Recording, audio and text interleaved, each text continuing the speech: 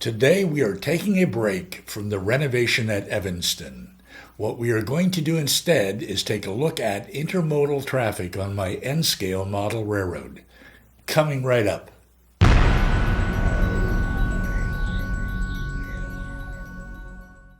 I'm Roy Smith. Welcome to the Union Pacific Evanston Subdivision. I'm glad you could join me for a look at intermodal traffic on my layout. As you may know, intermodal traffic involves the shipment of cargo in containers using multiple modes of transport such as truck, rail, and ship. I have been doing a lot of reading about intermodal transport on the internet, and I'd like to share with you just a bit of what I've learned. As I do this, you will see an intermodal train with double stacks crossing my layout. That's the kind of thing we do on this channel, so be sure to subscribe if you haven't done it yet. And don't forget to hit the notification bell so that you get notified each time I upload a new video. Now, my layout is based on the real Union Pacific Evanston subdivision shown by the red line on this map. It stretches from Green River, Wyoming to Ogden, Utah, a distance of 175 miles. The prototype is what I like to call a bridge route. As such, it connects the American Midwest to the West Coast. Like the prototype, my layout is a bridge route because it simulates the shipment of freight between the Midwest and the West Coast. More than half of the traffic on the prototype is intermodal, and it's a really big moneymaker for the Union Pacific. So you should expect to see a lot of intermodal trains running on my layout, although I don't get paid for intermodal shipments such as the one you're about to see. The area that I'm modeling is indicated by the blue circle. There are no intermodal terminals, or container yards if you will, inside that circle. The nearest ones are located in Denver and Salt Lake City, which, for me, is off layout.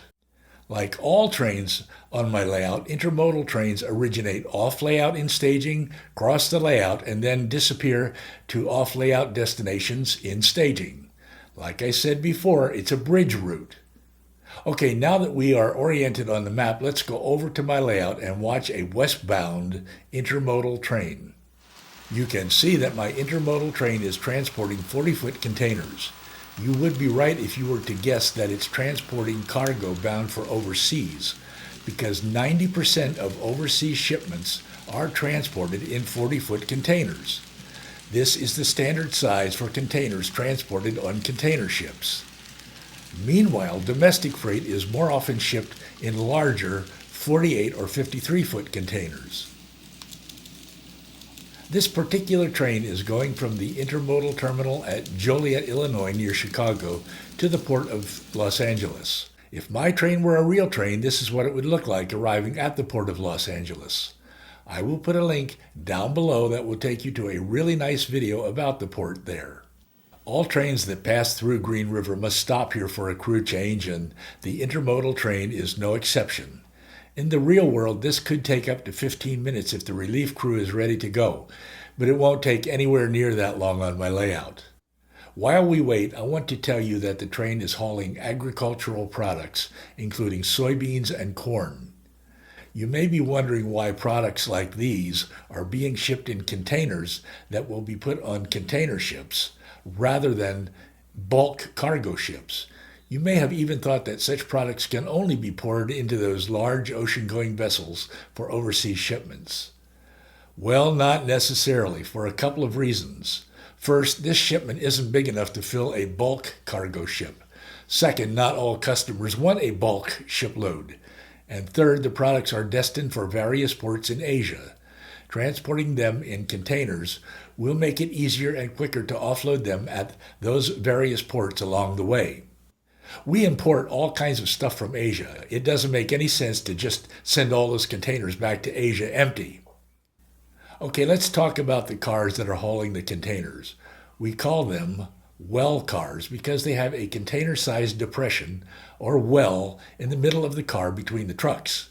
On the prototype, Putting containers in this depression allows for sufficient overhead clearance when two containers are located on the car in a more economical double stack arrangement, such as on most intermodal trains and such as on my train. Speaking of clearance, I have to tell you that I can't run my intermodal train up and down my eastern helix because there isn't sufficient clearance in there for it. I didn't know that when I bought and installed the helix kit on my layout. That's another good reason to get rid of the eastern helix, as I've talked about doing so many times in the past. On my layout, I have 3 sets of Cato 40-foot well cars. Each set contains 5 units, so I have a total of 15 of them. And each set includes 10 containers. The containers have magnets to hold them together and keep them firmly seated in the well cars.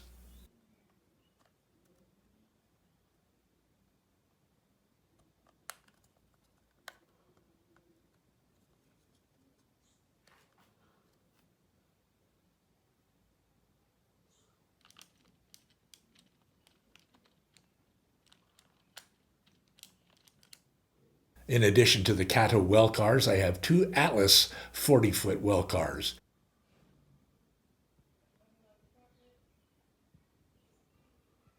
Here they are at the end of the train.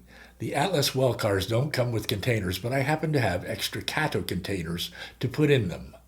Apparently the relief crew is running late, so let's talk just a bit more about well cars and containers. My well cars are owned by TTX.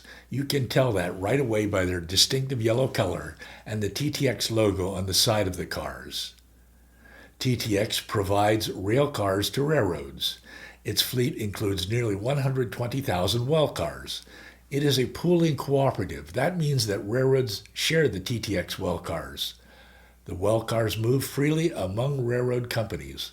In fact, TTX is owned by 9 major railroads, one of which is the Union Pacific. Each railroad can use the cars as if it owned them. The railroads can reload the cars and route them to any destination. And just a few more words about the containers while we continue to wait for the relief crew. Shipping containers are typically owned by container shipping lines. For example, the containers you see on my intermodal train are owned by non-U.S. shipping companies, including Maersk, Evergreen, APL, K-Line, and something else. I don't know what company it is. It says C41 on the side of the containers, and Cato calls them TTX New Logo containers. I don't know what that means. If you know, please tell me in the comments section down below. So the train is Union Pacific, the well cars are owned by TTX, and the containers belong to various international shipping companies. Isn't that amazing?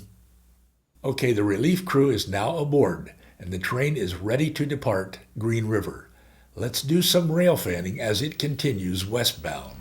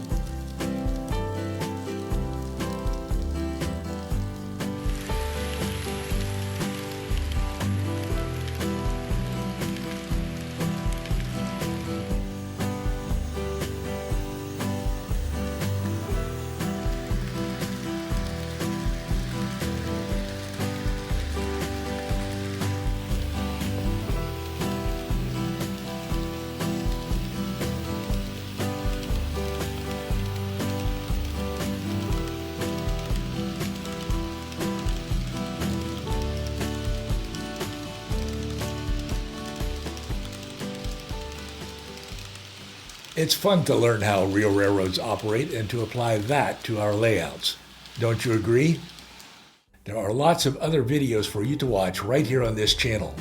You can go to 2 of them just by clicking over here. Or you can go to my videos page. I will put a link to it down below. I'm Roy Smith. Until next time, happy railroading.